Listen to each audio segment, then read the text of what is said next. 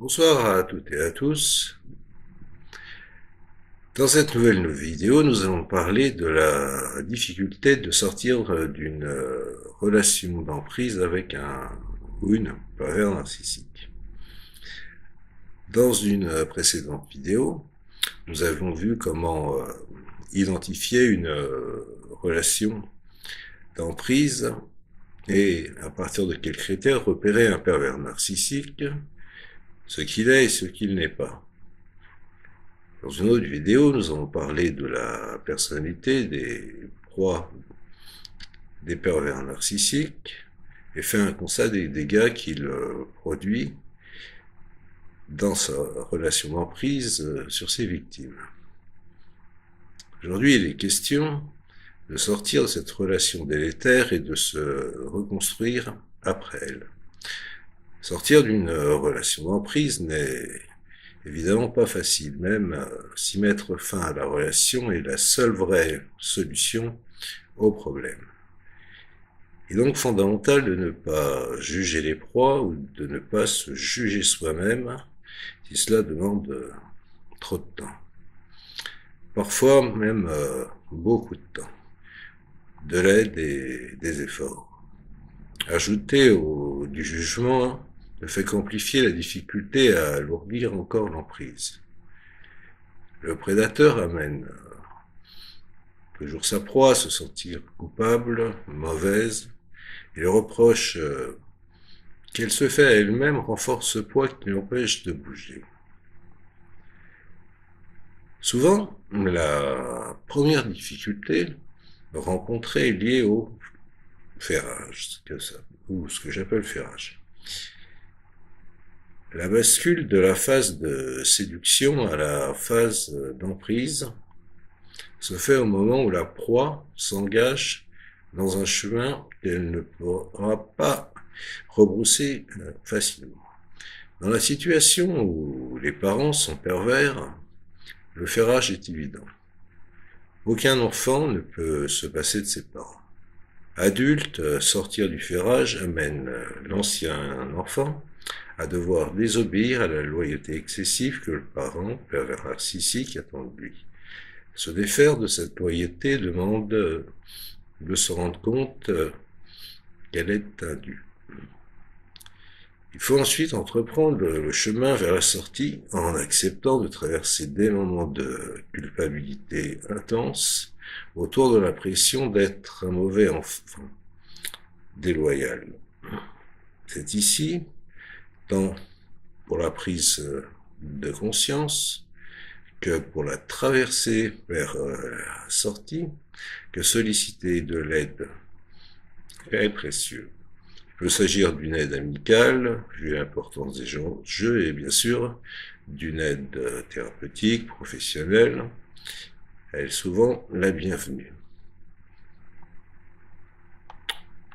Donc, dans le cadre d'une relation amoureuse, le ferrage se fait souvent autour de ce que construit un couple.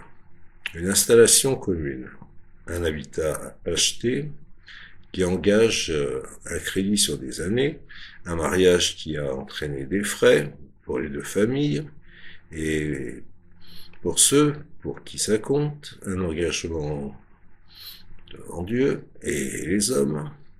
Le ferrage maximal est souvent autour des enfants, avec la crainte de ce qui leur arrivera si le couple se sépare. Et donc souffrance du divorce et suite de procédures souvent longues, voire on considère comme interminables. Le conjoint non pervers est souvent l'objet de menaces autour du fait qu'il sera séparé de ses enfants. Le prédateur réussissant à démontrer aux juges, aux magistrats, qu'ils sont incompétents pour s'en occuper.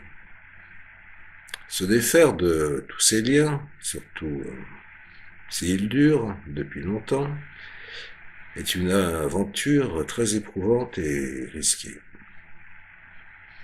De facto, les pervers narcissiques réussissent souvent à extraire un maximum d'avantages matériels d'une séparation avec leur proie. Ils parviennent aussi parfois, malheureusement, à séparer les enfants du parent non pervers, au moins pour un moment, occasionnellement, et plutôt occasionnant une souffrance très importante. Dans ce cadre, et dans le cadre d'une relation amicale, le ferrage est moins intense. Quand on l'a repéré, il est vraiment facile de se séparer d'un ami pervers narcissique. Ami, entre guillemets. Cela se fait malgré tout difficilement dans la mesure où ce dernier détient des informations intimes que la proie n'a pas envie de voir évidemment diffusées partout. Son pouvoir de nuisance dans l'entourage peut être très grand. Si l'habitude est prise de menus services rendus, il va falloir s'organiser autrement, ce qui n'est pas toujours aisé ni possible dans l'immédiat. Dans le cadre du travail, enfin, la difficulté de retrouver un poste peut ligoter la proie. Bien évidemment, les procédures de rupture conventionnelle et autres licenciements à l'amiable sont en général rendues très difficiles dans ce cas. Et le risque de se faire licencier pour une faute grave, monter de toutes pièces, est loin d'être nul. Il y a donc souvent en plus perspective peu réjouissante de se lancer dans une longue procédure du tribunal des prud'hommes. Il y a d'autres difficultés. Celle liée au fait d'admettre que le prédateur, votre prédateur, est un pervers narcissique. De ce fait, le pervers narcissique est inconcevable, au sens où nous ne parvenons pas à le concevoir. Nous ne pouvons véritablement comprendre que ce qui nous ressemble, au moins un peu, ou la structure psychique des pervers narcissiques est étrangère à celle de la plupart d'entre nous. Alors pour certains cliniciens, il s'agit d'une structure psychotique, une soi-disant psychose blanche, c'est-à-dire une psychose sans symptômes psychotiques apparents comme le délire franc et les hallucinations.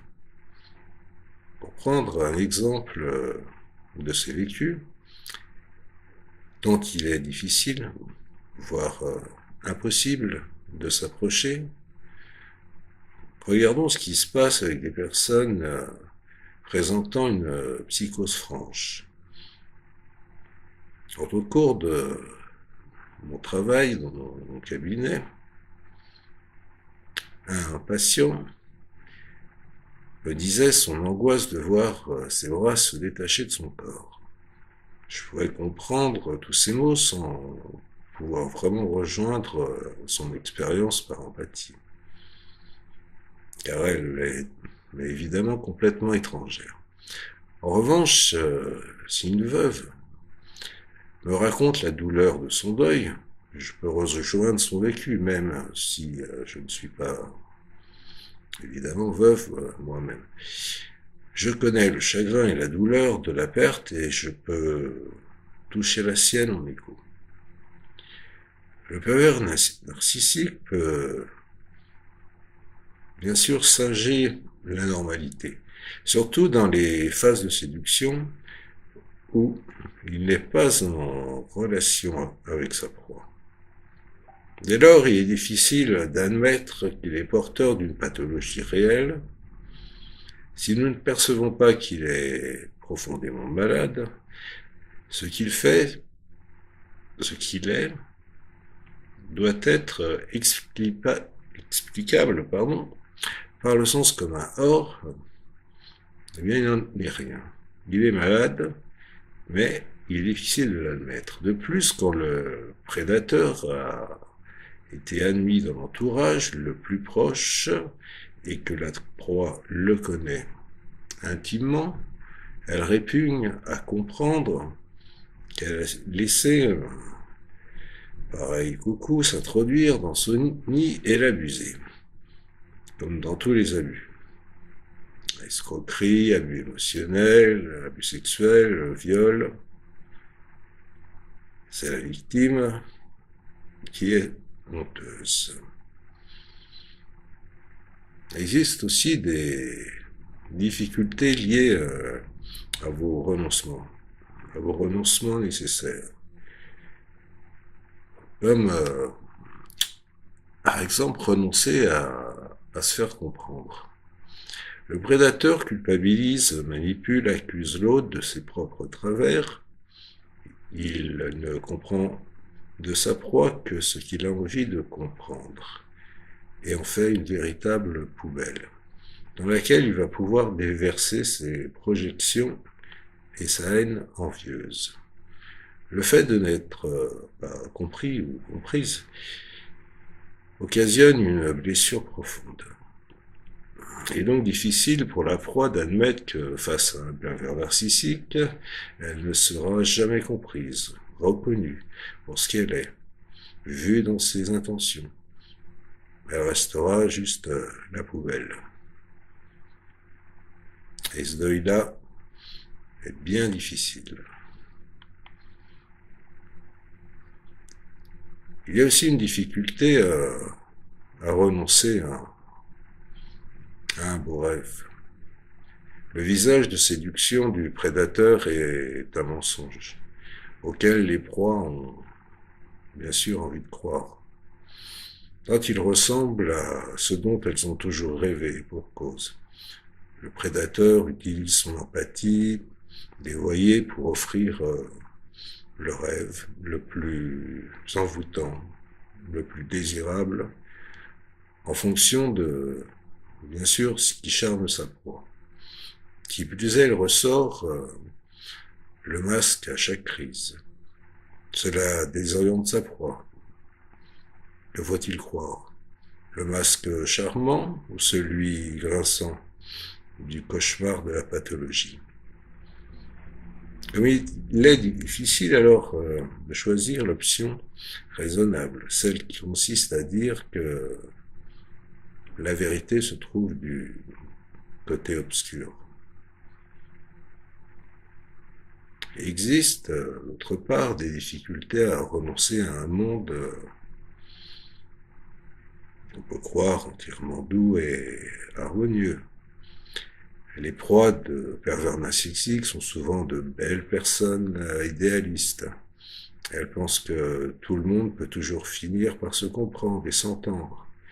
Comme il est douloureux d'admettre que cette mauvaise volonté projective et agressive du pervers narcissique ne puisse pas se volatiliser, disparaître, quels que soient les efforts de compréhension, d'explication et d'amour qu'elles peuvent fournir. C'est toute la question philosophique de la confrontation au mal. La proie d'une relation d'emprise est sous un stress, voire un stress dépassé. La pensée, l'émotion confuse, dévalorisée, coupable, en contact avec ses souffrances les plus anciennes et les plus profondes, expropriée d'elle-même, vidée d'énergie, elle n'a plus de boussole interne pour s'orienter, elle n'a plus de contact avec elle-même, elle a perdu sa force, son assise, compte tenu de ce que nous venons de voir autour de la sortie des conditions du ferrage, pour laquelle il faut énormément d'énergie. On comprend qu'elle redoute l'épreuve. Il y a aussi les difficultés liées à l'entourage. La proie a souvent besoin d'aide. Si l'entourage peut être une aide précieuse, il peut aussi pécher de deux façons. Il peut dénier ce qui arrive, laissant la proie seule face à son entourage et à son aventure tragique. Il peut aussi faire une pression excessive pour que la proie quitte la relation d'emprise, mais ce n'est pas un exercice facile. Sous la pression de son entourage, elle risque de se sentir découragée. Elle ne se sent pas comprise dans ses difficultés. Elle se reproche d'être aussi molle et complaisante. Elle peut finir par bien par terre ses difficultés. Et bien sûr, ce qui ne l'aidera pas. Donc, pour l'entourage, le chemin est aussi délicat. Il s'agit d'avoir la patience aimante d'écouter encore et encore la plainte, de la comprendre, d'en donner acte, de dire ce que l'on comprend de la dynamique du prédateur, mais sans être dans une critique et dans un jugement. Il s'agit d'énoncer parfois l'éventualité d'une rupture, sans trop mettre de pression. L'adage qui dit quand tu m'écoutes, je m'entends, prend ici toute sa valeur. Petit à petit, la proie va se mettre à entendre de nouveau sa pensée et surtout ses émotions.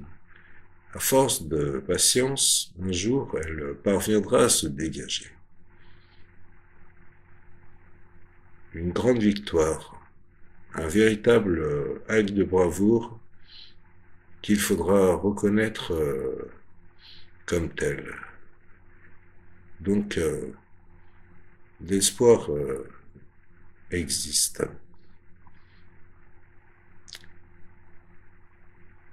L'aide amicale aussi est bien sûr infiniment précieuse. Quand la proie ne la trouve pas et surtout quand elle n'est pas suffisante, peut être utile de se faire accompagner par un professionnel, un psychologue, un psychiatre, un psychanalyste ou autre. Cependant, comme nous allons le voir, il est indispensable de s'adresser à une personne qui connaît bien cette problématique. L'accompagnement d'une proie ne se conduit pas comme un accompagnement classique.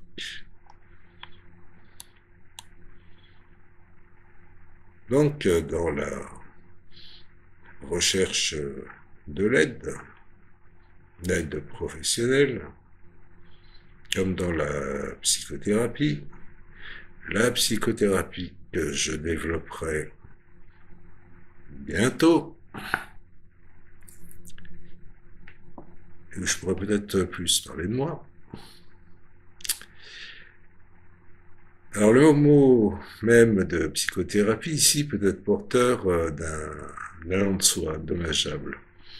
Quand on va en psychothérapie, cela ne signifie pas que l'on est fou. D'ailleurs, on n'utilise plus le terme fou ou folie. Loin de là. Mais cela suppose qu'on a un problème psychologique à résoudre et qu'on a besoin d'aide pour y parvenir. Cela vient renforcer les sous-entendus pervers. Pour le prédateur, c'est bien sûr la proie qui a un problème. Le fait qu'elle entreprenne une psychothérapie peut venir le confirmer dans l'esprit des deux protagonistes. Or ici, il s'agit d'une aide professionnelle. L'esprit de cette aide est surtout de permettre à la proie de se retrouver elle-même et de s'appuyer sur l'aide extérieure pour comprendre ce qui est à l'œuvre. Il faut d'abord, comme dans tous les processus de résilience, que la victime du fracas se reconnaisse comme victime. Et je dis bien comme victime. Pour mettre un point d'honneur entre la différence entre victime et victimisation. Dans une psychothérapie classique, de professionnel, mais l'accent sur la responsabilité de sa patiente, son patient, dans les événements de sa vie. En effet, là où est sa responsabilité et aussi sa liberté, est la liberté de changer. Le travail Pour ma part, considérera donc à repérer en quoi la personne contribue, ça va peut-être encore vous étonner, à sa propre souffrance et ce qu'elle ne voit pas quand elle se sent prise dans des douleurs et des répétitions qui la font souffrir. Dans l'accompagnement d'un patient, d'une patiente, d'une proie, l'approche se fait comme à l'envers. La victime arrive souvent chargée de tous les maux, comme un bouc émissaire. Elle commence accablée par faire la liste de tout ce qui ne va pas chez elle, ou chez lui. Elle est triste, voire déprimée, désorientée, à bout de force, a des crises d'angoisse, attaques de panique, des problèmes de sommeil. Au détour d'un récit, d'une anecdote, la relation d'emprise apparaît. Parfois, la patiente, le patient, la proie a commencé à comprendre ce qui se passe. C'est le bénéfice de cet effet de mode qui fait qu'on parle beaucoup et partout et trop souvent, à tort et à travers, des pervers narcissiques. Parfois, elle apprend par la bouche du professionnel qu'il y a dans la relation dont elle parle quelque chose de dysfonctionnel qui n'est pas de son fait et qui s'explique en grande partie par les tourments dont elle souffre. Cela génère chez elle un mélange d'incrédulité, de soulagement et également de refus. Et là, le travail commence. Ce qui vient donc ici en premier, ce n'est pas le travail sur une quelconque responsabilité de sa part, qui renforcerait l'effet d'emprise en confirmant qu'il y a chez elle quelque chose qui, si je puis dire, qui cloche, mais l'identification et la compréhension de l'autre. Le prédateur. Prédateur pour ne pas dire pervers narcissique. Cela demande au professionnel de sortir de sa réserve pour expliquer, illustrer, permettre à la victime de comprendre ce qui se joue. Cette partie du travail est relativement longue. Elle s'achève quand la personne en situation se rend compte, prend conscience de ce qui se passe et se distancie du jeu pervers. Elle voit et ne se laisse plus prendre dans les déstabilisations et les manipulations classiques. Imaginer qu'elle puisse ne plus être touchée est illusoire, mais elle est quand même moins infectée. Quand la compréhension claire commence, il faut traverser la honte d'avoir été abusé, trahi, trompé. La reconnaître, l'accueillir et prendre conscience qu'elle appartient en fait à l'abuseur. Il n'y a jamais de honte à avoir aimé ou avoir cherché à collaborer. Il s'agit aussi pour la victime d'emprise de traverser le deuil et le deuil de ses illusions quant à la relation et à son image d'un monde idéal, d'un couple idéal, où tout le monde est beau et gentil. Faire le deuil d'être un jour comprise par son bourreau, ce qui n'arrivera pas. Le deuil d'une reconstruction du lien, d'une amélioration de la communication. Et enfin, quand elle y est prête, le deuil de la relation elle-même. Avec toutes les conséquences, bien sûr que cela suppose la plupart du temps, souvent même tout le temps. L'emprise, toutefois, s'appuie sur des fragilités, sur les fragilités de la victime. Dans un deuxième temps, mais dans un deuxième temps seulement. C'est elle que la psychothérapie mettra au travail. Alors le but est triple, permettre à la personne de se reconnaître comme victime, mais de ne pas se cantonner à cette posture. C'est-à-dire voir en quoi elle a contribué à son fracas. Eh oui. Se reconstruire. Éviter que, par la suite, d'autres relations d'emprise soient possibles. Où sont ces fragilités? Sur quel message contraignant, par exemple? Sur quelle injonction le prédateur s'est-il appuyé pour asseoir sa prise de pouvoir? Où sont les caractéristiques qui ont amené la proie, la victime, à se laisser piéger? Débute alors un chemin qui permettra au final que les conséquences lointaines d'une relation d'emprise soient positives. À travers l'élaboration de son fracas, la proie peut avancer vers une plus grande conscience et un changement profond. Une liberté nouvelle à être qui elle est et à mettre des limites claires, savoir dire non aussi, et ferme pour refuser ce qu'elle ne veut pas. Le stress de la relation d'emprise s'inscrit aussi dans le corps. Des approches qui visent à la fois le corps et l'esprit permettent une reconstruction et une élaboration étante, voire salvatrice. Nous parlerons ici de somato-psychopédagogie.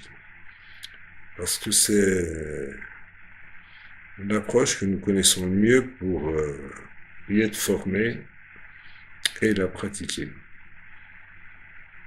Bien sûr, il existe d'autres chemins psychocorporels, d'autres approches, d'autres techniques.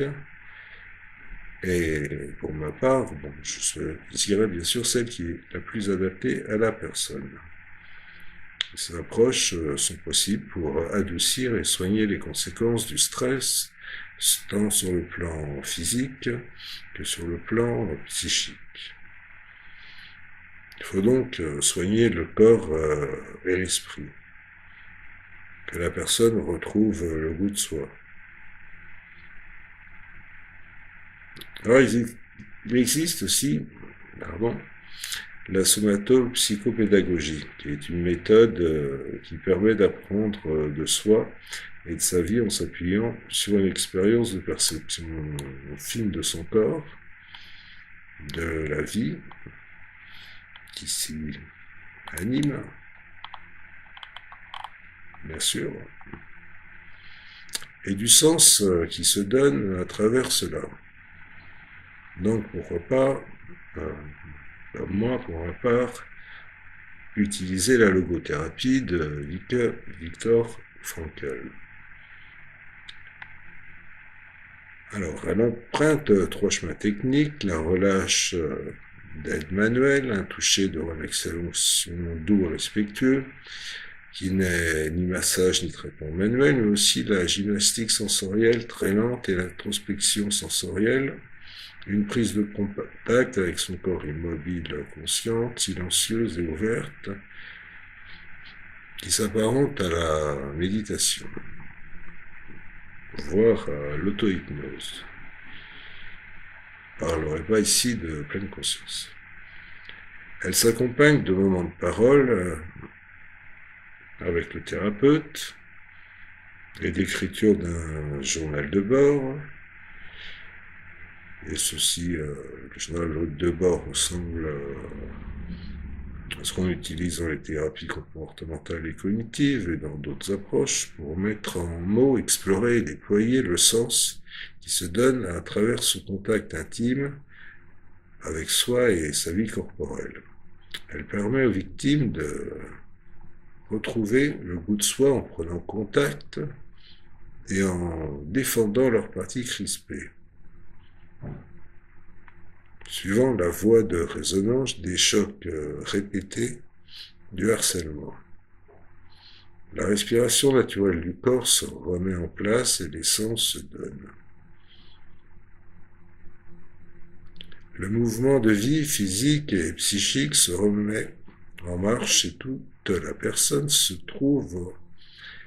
retrouve en reprenant un contact profond et intime avec elle-même. À travers ce voyage vers elle, elle peut retrouver la force de se battre pour sortir du piège et se reconstruire. Elle rétablit le rapport à son corps conscient, sensible. Elle retrouve la capacité à s'habiter elle-même. Elle reprend contact avec son intériorité. Son silence intérieur n'est plus un vide, et un vide angoissant, mais se remplit à nouveau de sa présence à elle-même et au monde.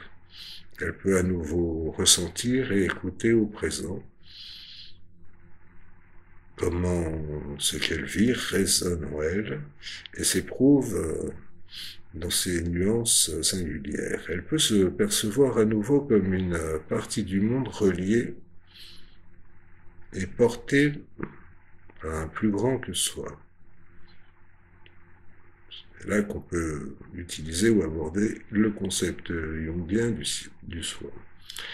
Elle retrouve le goût du monde, de son monde, le goût d'elle-même et partant sa boussole interne. Elle retrouve enfin un autre sens à sa vie, voire un nouveau sens. Elle retrouve enfin le sens de sa vie, peut-être, autre que celui de survivre dans un piège qui est la mine. Je précise que, personnellement, j'utilise l'hypnose associée au Reiki, qui est une technique que j'ai développée avec ma collaboratrice, donc une approche qui devient une approche psycho-corporelle. La rebirth thérapie, super comme vous voulez, peut être aussi excellente pour certaines personnes. Sur le chemin de la résilience, nous arrivons à la résilience. Alors la résilience, c'est la capacité à rebondir après un traumatisme, à ne pas rester figé par le fracas subi, à se reconstruire, ou se reconstruire sur les traces qu'il a laissées. Si la rencontre occasionnelle avec une personne narcissique laisse un souvenir désagréable, pour ne pas dire plus, la relation d'emprise installée et longue génère un traumatisme. On l'a vu, la victime en stress dépassé, en surstress, est expropriée d'elle-même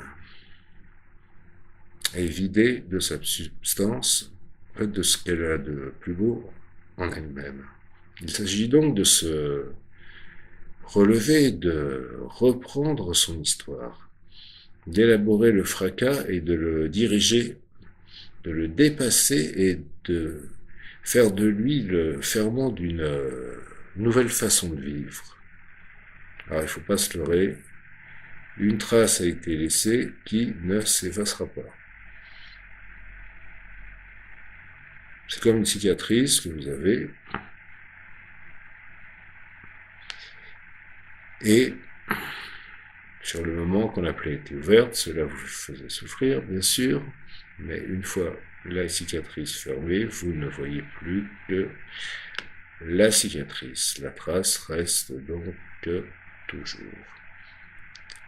Donc, il s'agit donc d'apprendre à apprendre de sa vie. et à en tirer les enseignements pour créer une nouvelle façon d'être et à faire ce qui finira par faire dire à l'ancienne victime, eh bien, sans cette expérience malheureuse, je n'aurais pas réalisé ceci ou cela. Et oui, paradoxalement, cette expérience avec cette personne perverse, manipulatrice, va vous être d'un grand secours, voire très utile. Ce paradoxe va encore pouvoir en choquer plus d'un.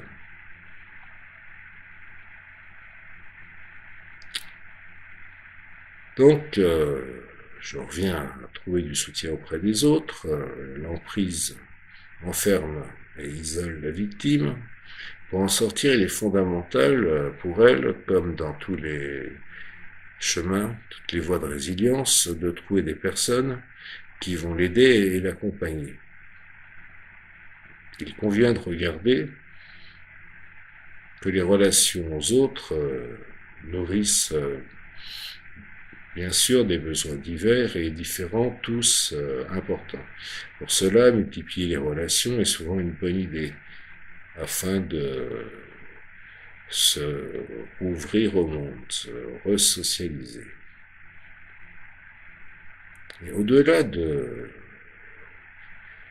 écoute professionnelle spécifique, il est important de trouver une ou des personnes qui vont pouvoir accueillir votre récit, le récit de la victime, pour qu'elle remette sa pensée en ordre, pour qu'elle retrouve ses émotions, pour qu'elle partage et se sente comprise, réintégrée à l'humanité. Elle a besoin de parler, de raconter, de dire. La meilleure attitude en face, est bien sûr l'écoute. L'écoute toute simple, celle qui cherche juste à comprendre, à rejoindre son expérience. Donc un besoin de compréhension de l'emprise. Pour cela, la relation avec un professionnel attentif à la spécificité de cet accompagnement est l'un des bons chemins, voire un chemin incontournable. Alors bien sûr, on peut y adjoindre la lecture de livres sur le sujet, le visionnage de témoignages que l'on trouve par tonnes.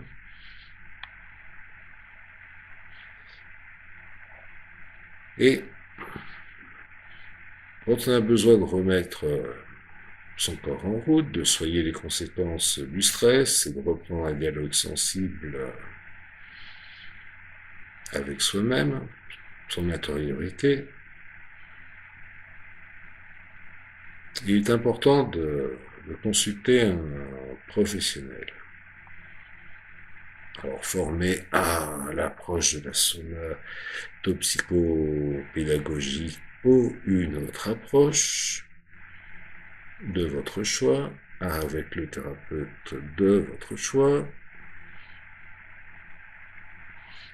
d'une façon de répondre à ce besoin. D'autres approches sont aussi possibles, dont le yoga, la méditation, les approches psychocorporelles, qui sont, elles, très nombreuses, le sport, tout ce qui peut vous faire du bien, en fait. Et donc, tout ceci, la victime a un besoin de chaleur humaine et d'amour. Il est important de trouver sur son chemin des personnes tout simplement gentilles, dans la compagnie desquelles la victime pourra faire provision de tendresse, d'un amour ou d'une amitié chaleureuse. Une relation amoureuse, bien sûr, peut t'aider à se reconstruire, si elle est suffisamment simple et douce. Mais pour ceci, attention, prenez bien votre temps, mais apprenez à connaître la nouvelle personne.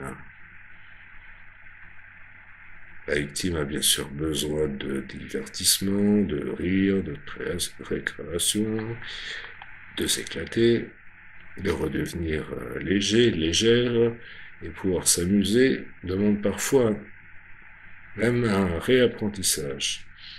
Quand la victime a vécu dans la peur, la tension, l'omnibulation, avoir un copain, un ami, ou un groupe de connaissances avec lequel vivent des moments festifs et gais est souvent une bénédiction pour elle. Il y a aussi le besoin d'aide matérielle. Certaines vies sont en vrac après la sortie de la relation d'emprise. Le ferrage a souvent mis la personne dans une situation matérielle tendue et au moment d'en sortir, trouver de l'aide matérielle est souvent la bienvenue et bien précieuse. Le temps de réorganiser sa vie et de trouver un autre ou un nouvel équilibre. Et il est aussi important d'apprendre à accueillir l'adversité. Aucune vie n'est exempte de moments difficiles, ni pour vous, ni pour moi. Même quand tout va bien, santé, relations, situation matérielle, nous sommes amenés à perdre les gens et les choses que nous aimons. À vieillir, les situations changent et les bons moments ont une fin. Et ainsi va la vie. On rencontre aussi des circonstances qui ne vont pas dans le sens de notre désir ou de ce qui nous apparaît être notre bénéfice immédiat. Nous rencontrons l'adversité, le malheur, le fracas parfois. Alors le moins qu'on puisse dire, c'est que la relation d'emprise est une adversité majeure et donc une occasion d'apprendre à accueillir cette dernière, que nous soyons encore pris dans les mailles du pervers ou que nous en soyons sortis. Accueillir l'adversité, c'est regarder ce qu'elle apporte aussi comme bienfait et ce que nous ne voyons pas au premier abord. C'est d'apprendre à faire du malheur un merveilleux malheur, pour paraphraser le précurseur, l'inventeur de la résilience. Je n'ai pas donné son nom, je ne vais pas lui faire de pub, il n'en a pas besoin. L'idée ici est de chérir l'adversité comme seule façon de progresser dans la vie. On progresse aussi très bien quand on est heureux. Mais de ne pas se cantonner à une lecture négative et douloureuse des événements. Accueillir la douleur, la reconnaître, mettre des mots est indispensable. Être écouté et compris dans sa souffrance est essentiel, fondamental.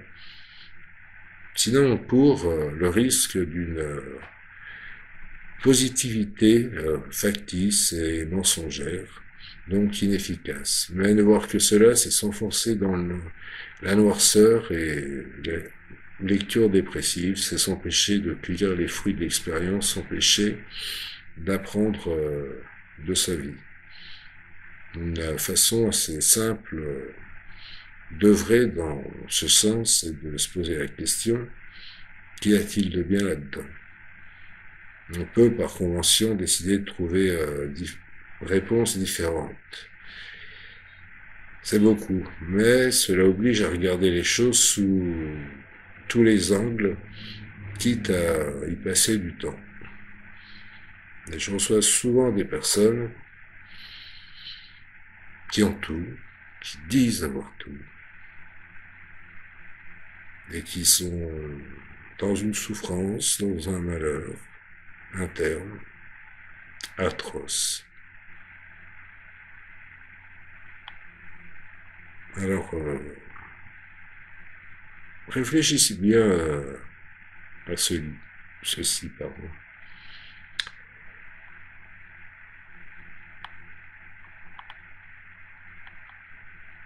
Ça vous apportera de mieux comprendre les gens, de mieux vous comprendre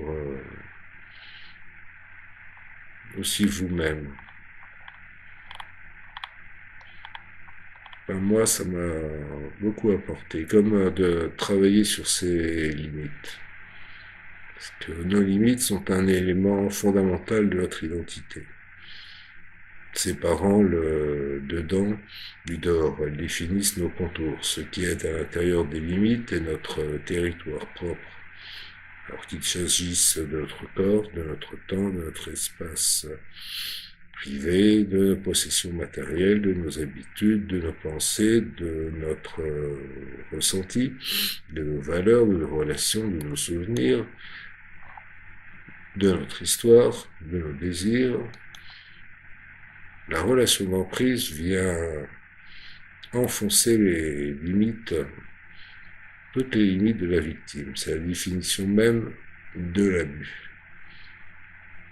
Et à force d'intrusion, le pervers a exproprié la personne de son territoire et même de tout. C'est alors son identité même qui est troublée, confuse. Il s'agit là donc, pour se reconstruire, de retrouver son intériorité, mais aussi de rebâtir ses limites. Alors, on peut faire bien sûr l'hypothèse, au vu des personnalités parfois un peu trop gentilles et ouvertes, que sont les victimes, que ce travail sera parfois un apprentissage salutaire. Le chemin vers soi-même passe par l'endroit où l'on sait ce que l'on veut et ce que l'on ne veut pas, et par l'intégration du fait que ces limites sont légitimes. Apprendre à déplaire, ça c'est génial, moi j'adore. Apprendre à dire non, apprendre à tenir compte de soi, savoir où est son désir et l'affirmer, sont souvent les objectifs que j'utilise dans mon approche de la psychothérapie des victimes, une fois le pervers repéré et la distanciation d'avec lui installée. Je vous remercie encore une fois d'avoir pris le temps de regarder cette vidéo et je vous souhaite à toutes et à tous une excellente et une agréable soirée. Au revoir.